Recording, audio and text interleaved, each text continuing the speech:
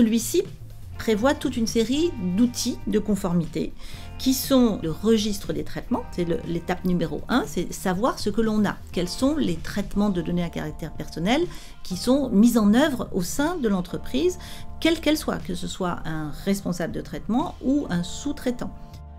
Le deuxième qui concerne les traitements qui sont manifestement susceptibles de présenter des risques élevés pour les droits et les libertés des personnes, doivent faire l'objet d'une analyse d'impact. Nous avons par ailleurs un règlement qui met l'accent sur deux outils de conformité considérés comme permettant justement d'assurer cette démonstration de la conformité au règlement, qui sont d'une part les codes de conduite professionnelle, d'autre part les mécanismes de certification.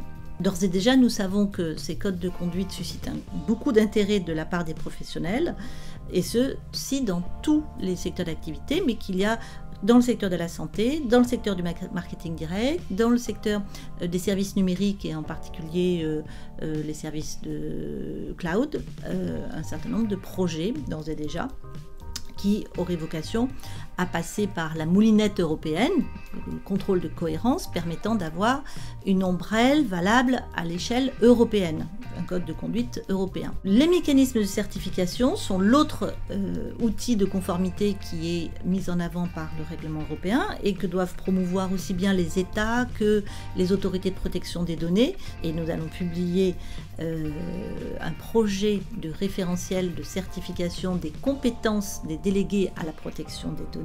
Nous allons donc consulter sur le projet de référentiel que nous allons élaborer.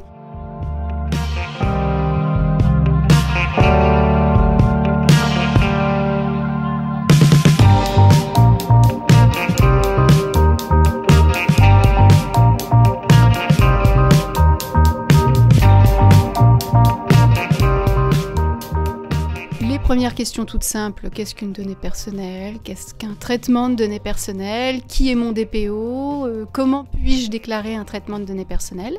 Et puis, plus le chatbot va s'améliorer et va apprendre, plus le chatbot pourra répondre à des questions plus difficiles. Peut-être que le chatbot réussira à donner un conseil pour mettre en place une application, décrire tout le processus à faire. Pour un jeu concours, rappeler que certaines données sont sensibles, qu'elles ne doivent pas être collectées, et pouvoir répondre plus précisément à des cas concrets de traitement de données personnelles. Et puis l'outil aussi propose parfois certains supports. Donc il peut y avoir une fiche pratique sur un sujet, par exemple la sous-traitance. Il y aura une fiche pratique sur la sous-traitance qui viendra s'insérer dans la réponse. Oui, dans le cadre des développements, par exemple, d'un nouvel outil SI, on va avoir un outil qui va permettre la préqualification des données et donc d'identifier des données, quelles qu'elles soient, qui ne sont pas forcément des données personnelles, d'identifier les données et parmi toutes ces données, d'identifier précisément les données personnelles. Et après, peut-être, en découleront certaines mesures et peut-être des mesures de PIA si elles sont nécessaires.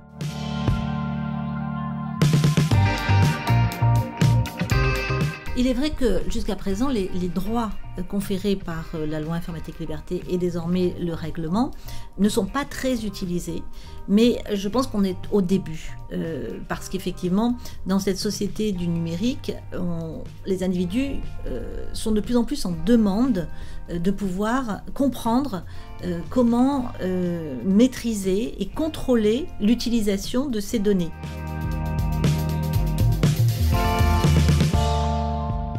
J'ai une carte de paiement, une carte de fidélité, je vais effectivement, pour l'avoir, donner un certain nombre d'informations et par la suite je vais l'utiliser. Donc tous les achats vont être conservés, tous ces achats effectivement devront m'être restitués si j'exerce mon droit à la portabilité. Alors que le score qui serait, le cas échéant, fait par l'entreprise sur la base des informations d'utilisation de ma carte de fidélité est une valeur ajoutée de l'entreprise qui est déduite de mes informations personnelles. Cette donnée de score n'aura pas à être transmise dans le cadre du droit à la portabilité à la personne. Par contre, au titre de son droit d'accès classique, elle a effectivement la possibilité d'avoir connaissance de ce score.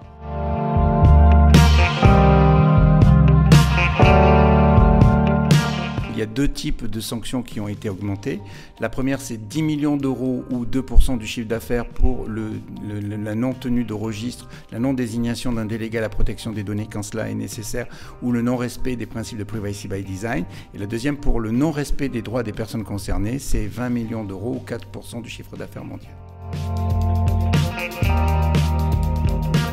La personne qui verrait ces données, si vous voulez, détournées ou modifiées ou supprimées, pourrait se retourner à la fois contre le responsable du traitement, mais également contre son sous-traitant. La plainte, elle sera portée devant la CNIL, qui est en fait l'autorité de régulation qui est en charge de ce problème.